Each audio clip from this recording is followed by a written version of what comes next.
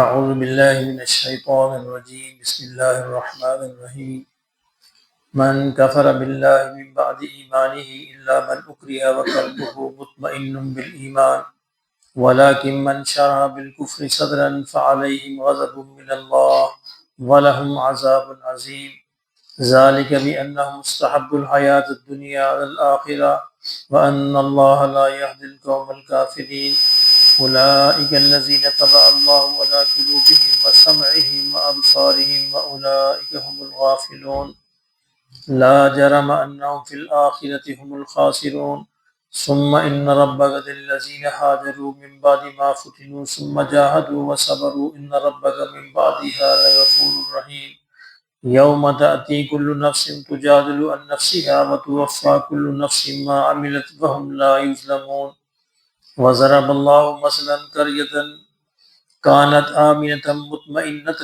يأتيها رزقها رغدا من كل مكان فكفرت بأنعم الله فأذاقها الله لباس الجوع والخوف بما كانوا يصنعون وَلَقَدْ جَاءَهُمْ رَسُولٌ مِّنْهُمْ فَكَذَّبُوهُ فَأَخَذَهُمُ الْعَذَابُ وَهُمْ ظَالِمُونَ فَكُلُوا مِمَّا رَزَقَكُمُ اللَّهُ حَلَالًا طَيِّبًا وَاشْكُرُوا نِعْمَتَ اللَّهِ إِن كُنتُمْ إِيَّاهُ تَعْبُدُونَ صدق اللہ العظیم۔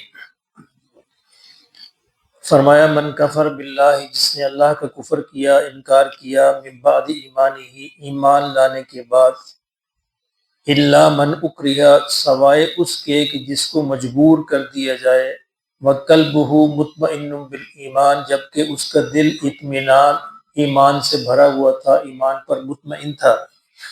مکہ مکرمہ میں ہجرت سے پہلے اس طرح کے حالات پیش آئے۔ آپ کو معلوم ہے کہ صحابہ کرام پر بہت زیادہ ظلم و ستم کیا گیا، یعنی حضرت بلال رضی اللہ تعالیٰ عنہ ہے، حضرت عمار ہے، یاسر ہیں، سمیہ ہے، اور سمیہ اسلام کی پہلی شہید ہے۔ یعنی ظلم کی یہ حد تھی کہ ان کی جسم کو دو یعنی گھوڑوں سے باندھ کر اور دونوں کو مخالف سمت میں دوڑایا گیا، دو ٹکڑے کر دیے گیا۔ یعنی ہم تو یہ ہمارے لیے کہنا بڑا آسان ہے، لیکن صحابہ نے جس طرح قربانیاں دے کر دین آگے پہنچایا، یہ انہی کا حصہ ہے۔ اس لیے اللہ نے کہا کہ رضی اللہ عنہ ورضوا عنہ، کہ اللہ ان سے راضی ہو گیا اور وہ اللہ سے راضی ہو گئے۔ ان میں سے بعض صحابہ پر یہ حالات پیش آئے کہ بہت ظلم و ستم کیا گیا اور ان کو مجبور کیا گیا کہ وہ کلمہ کفر کہیں، تو بعض نے کہہ دیا، اور پھر وہ نبی صلی اللہ علیہ وسلم کی خدمت میں حاضر ہوئے کہ اس طرح کے حالات پیش آئے، تو اللہ نے یہ وحی اتاری کہ جو مجبور کر دیا جائے کلمہ کفر کہنے پہ لیکن اس کا دل مطمئن تھا، دل میں ایمان پکا تھا، اللہ نے فرمایا اس سے کوئی مواخذہ نہیں ہوگا۔ یہ اللہ کی رحمت ہے۔ فرمایا کہ من کفرا، جس نے کفر کیا ایمان لانے کے بعد، یعنی کلمہ کفر کہا، الا من اکرہ، کہ وہ مجبور کر دیا گیا، وقلبہ مطمئن بالایمان، لیکن دل کے اندر وہ ایمان پر بڑا مطمئن تھا، دل کے اندر سے پکا سچا مسلمان تھا، ان سے کوئی مواخذہ نہیں ہوگا، اللہ ان سے نہیں پوچھے گا۔ ولیکن من شرح بالکفر صدرا، لیکن جو دل سے کفر پر مطمئن تھا، جس کا دل راضی تھا کفر پر، فعلیہم غضب من اللہ، تو اس پر اللہ کا غضب ہوگا، ولہم عذاب عظیم، اور وہ بہت بڑے عذاب کے اندر ہوگا۔ اب یہ انسان کب مجبور ہوتا ہے، کب مجبور نہیں ہوتا، یہ اللہ جانتا ہے۔ یعنی انسان اپنی مجبوری کا بہانہ نہیں بنا سکتا، تو اللہ کو جواب دینا ہے کہ میں فلاں عمل پر مجبور تھا، فلاں گناہ کرنے پہ مجبور تھا، یا فلاں مسئلے میں مجبور تھا، اس مجبوری کو ثابت کرنا ہے اللہ کے آگے۔ اگر تو وہ ثابت کر گیا کہ میں واقعی مجبور تھا، تو اللہ بڑا ہی غفور ہے، رحیم ہے، وہ مجبوری کا خیال کرتا ہے۔ انسان کن حالات کے اندر رہا، کن واقعات میں مبتلا رہا، اسی کے مطابق اس کا حساب کتاب ہوگا۔ جو حالات اللہ نے اس کو دیے، جو علم اس کو دیا، جو واقعات دیے، جو ماحول دیا، ہر ایک کا حساب کتاب اس کے مطابق ہوگا۔ فرمایا کہ ذالک بانہم استحبوا الحیات الدنیا علی الآخرہ، فرمایا کہ عذاب ان پر ہوگا بانہم استحبوا الحیات الدنیا علی الآخرہ، جنہوں نے آخرت پر دنیا کی زندگی کو ترجیح دی۔ یہ ہے اصل معیار، یعنی انہوں نے آخرت کو، دنیا کی زندگی کو ترجیح دی، دنیا کی زندگی کو زیادہ اہم سمجھا، آخرت کو قربان کیا۔ وَأَنَّ اللَّهَ لَا يَهْدِي الْقَوْمَ الْكَافِرِينَ، اس طرح کے فرمائے کافروں کو اللہ ہدایت نہیں دیتا، اس طرح کے کافروں کو اللہ راہ راست پر نہیں لاتا۔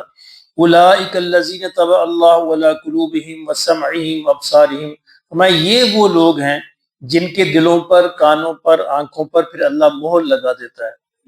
کیا مطلب؟ جب وہ اپنی کرتوتوں کی وجہ سے اپنے آپ کو اس مہر کے قابل کر دیتے ہیں، اپنے آپ کو اس لائق کر دیتے ہیں کہ اب وہ ہدایت کی طرف نہیں آئیں گے، تو پھر اللہ اپنا فیصلہ سنا دیتا ہے، بہت زیادہ مواقع دیتا ہے، بہت زیادہ مہلت دیتا ہے۔ لیکن جب بار بار مہلت دینے کے باوجود وہ ہدایت کی طلب نہیں دکھاتے، ہدایت کی طرف نہیں آتے، تو پھر وہ آخری مرحلہ ہوتا ہے کہ جب اللہ ان کے دلوں پر مہر لگا دیتا ہے۔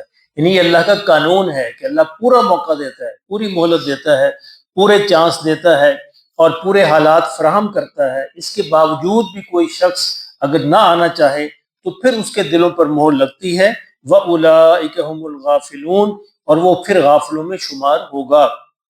لا جرم انہم فی الآخرۃ هم الخاسرون، فرمایا یہ اس طرح کے لوگ پھر لازم ہے کہ آخرت میں خسارے والوں میں سے ہوں گے، آخرت میں نقصان اٹھائیں گے۔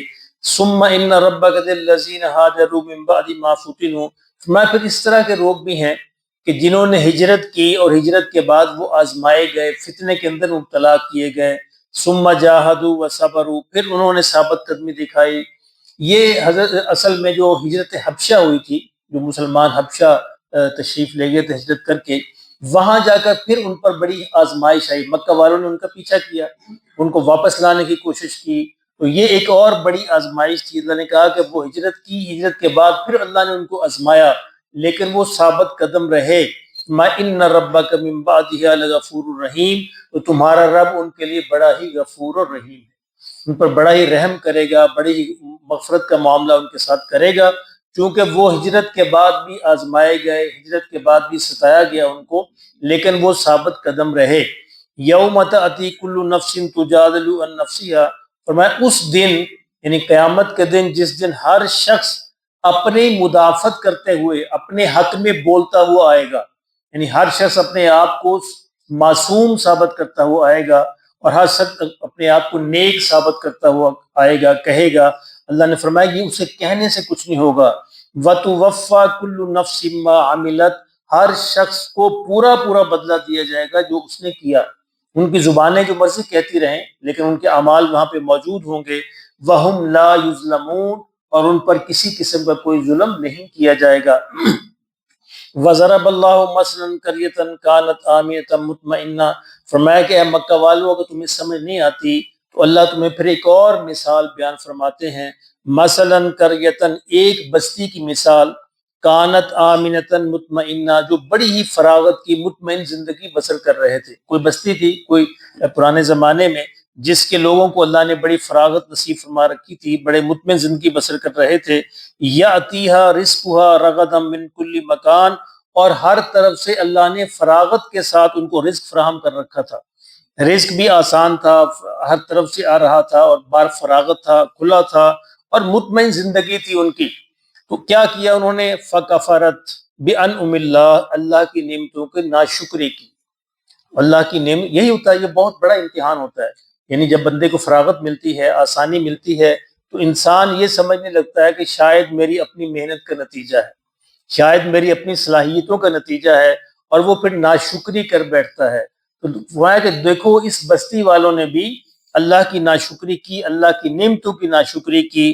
فَأَذَاقَ اللَّهُ لِبَاسَ الْجُوعِ وَالْخَوْفِ، اللہ نے ان کو بھوک اور خوف کا لباس پہنا دیا، یعنی پھر ان کو بھوک اور خوف کے اندر مبتلا کر دیا۔ یہ آزمائش اللہ نے بھیجی، ان سے نعمتوں کو اللہ نے چھین لیا۔ کیا پیغام ہے کہ جو بھی ناشکری کرے گا اللہ کی نعمتوں کی، تو اللہ پھر اس کو بھوک اور خوف کے عذاب کے اندر مبتلا کر دے گا۔ بما کانوا یصنعون، کیونکہ جو وہ کرتوت کر رہے تھے اس کے بدلے میں پھر ان پر خوف اور بھوک کا لباس اور یہ امتحان بھیج دیا گیا۔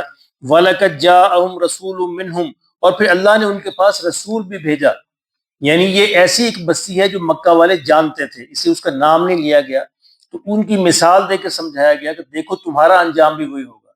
ان کے پاس بھی اللہ نے رسول بھیجا تھا، فَكَذَّبُوهُ، تو انہوں نے اس کو جھٹلا دیا۔ فَأَخَذَهُمُ الْعَذَابُ، اللہ کے عذاب نے ان کو آ پکڑا۔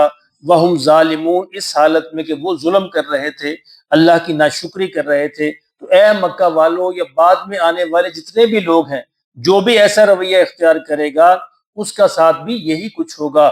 فَكُلُوا مِمَّا رَزَقَكُمُ اللَّهُ حَلَالًا طَيِّبًا، اس سے فرمایا کہ دیکھو لوگوں، تم کو جو حلال پاکیزہ رزق دیا گیا ہے اس میں سے کھاؤ، اللہ نہیں روکتا، لیکن وَاشْكُرُوا نعمت اللہ، لیکن اللہ کی شکر ادا کرو، نہ شکری نہ کرنا، خوب کھاؤ جتنا مرضی کھاؤ پاکیزہ اور حلال رزق میں سے، حرام نہیں اس میں، لیکن اللہ کی نعمتوں کے شکر کے ساتھ، ان کنتم ایاہ تعبدون، اگر تم اس کی عبادت واقعی کرنے والے ہو، یعنی اگر تم اس کی عبادت کا، پرستش کا، عبادت کا حق ادا کرنے والے ہو تو شکر کرنا بھی عبادت کا حصہ ہے، یعنی جس طرح نماز عبادت کا حصہ ہے، زکوٰۃ عبادت کا حصہ ہے، اس سے فرمایا شکر کرنا بھی عبادت کا حصہ ہے، اگر تم شکر نہیں کرو گے تو گویا تم نے اللہ کی عبادت سے انکار کیا۔ اللہ پاک ہمیں شکر کرنے والا بنائے۔